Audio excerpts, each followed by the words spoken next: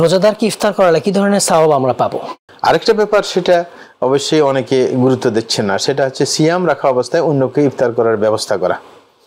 এটা কিন্তু খুবই গুরুত্বপূর্ণ। আমি আপনি কম আমল করতে পারি ব্যক্তি বিশেষে, যে আমি একদিনে একটা সিয়াম রাখতে পারি, এর চাইতে বেশি পারার কোনো সুযোগ নেই। হ্যাঁ, এই কারণে আমরা একদিনে 1000 সিয়ামের সওয়াব পাইতে পারি, সেই সুযোগ ইফতার করি। হ্যাঁ, ইফতার করিয়ে রাসূল বলছেন মান ফাত্তারা সাইমান ফালাহু মিথলু সিয়ামি। বলা হচ্ছে যে ব্যক্তি কোনো রোজাদারকে ইফতার করাবে সে তার সিয়াম সমপরিমাণ সওয়াব পাবে।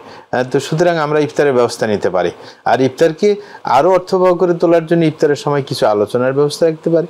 ইফতারের আগে কোন মানুষকে কিছু হেদায়েতের বাণী শোনাতে পারি, যেটা আরব দেশে এটার প্রচলন আছে।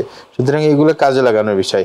ইফতার এমন না, অনেকে আছে মনে করে যে আমি তো এত টাকা নাই, ভারী ইফতার দিতে পারবো না। না, ভারী ইফতারের প্রয়োজন নেই। আরব দেশে আমরা দেখেছি যে অনেক সংস্থা ইফতারের ব্যবস্থা করে। তো একদিন দেখলাম যে কিছু বাঙালি একত্রিত হয়ে কিছু টাকার আয়োজন করে তারা সালাতের ব্যবস্থা করছে, মানে বাংলাদেশি স্টাইলের সালাদ, কারণ এখানে সব বাঙালি থাকে। দেখলাম যে এত আগ্রহ নিয়ে ওটার প্রতি মানুষের লোভাতুর থাকে যে খাদ্যের সাথে যদি সালাদটা ব্যবহার করা যায় তাহলে টেস্টি হয়ে ওঠে। তা আমি বললাম তোমাদেরকে এই বুদ্ধি কে দিল? মানে তোমরা তো মানে ইফতার সওয়াব পেয়ে যাচ্ছ, যে প্রত্যেকে এটার প্রতি আগ্রহ নিয়ে থাকে। সুতরাং আপনি সামান্য কিছু খাদ্য দিতে থাকেন, ধরেন অনেকে দিচ্ছে, তা আপনার একটা আইটেম প্রত্যেকের কাছে একটু করে যাক, তারপর তো আপনি সিয়ামের ফজিলতটা পেয়ে যাচ্ছেন। প্রত্যেকে যখন 10 জনে 10টা আইটেম দিবে, রোজাদারকে 10 জনেই সমান সওয়াব পাবে। আল্লাহর কাছে সওয়াবের কোনো ঘাটতি নেই।